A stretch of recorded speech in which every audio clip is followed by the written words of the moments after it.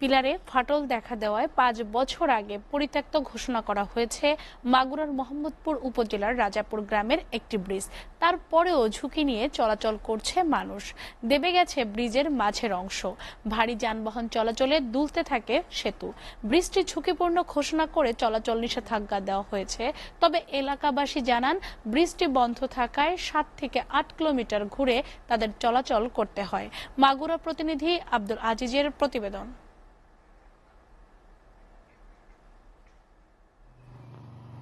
কলমধারী গ্রামে নির্বিষখালী খালের উপর 90-এর দশকে নির্মিত ব্রিজটি 7টি পিলারের উপর ভর করে দাঁড়িয়ে আছে। ব্রিজটির উপর দিয়ে প্রায় 6টি ইউনিয়নের মানুষের জেলা সদর ও উপজেলার সাথে চলাচলের প্রধান সড়ক।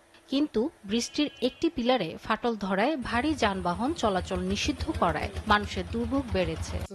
মাটি দিয়ে রাস্তাটি ব্লক করা হয়েছে যাতে ব্রিজটা একবার ভেঙে পড়ে না যায়, মানে হাইটে চলাচল করতে পারে, কিন্তু ভারী যানবাহন নিয়ে এই ব্রিজে কেউ চলাচল করার উপযোগী নেই। 5টা থেকে 6টা ইউনিয়নের লোক চলাফেরা করে।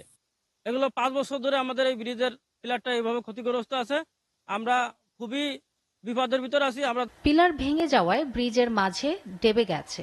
এছাড়া ভারী গাড়ি উঠলে ব্রিজ দোলে, কিন্তু এই পথে না আসলে আমাদের অনেক ঘুরে যেতে হয়, তাই জীবনের ঝুঁকি নিয়ে চলাচলে বাধ্য হচ্ছি।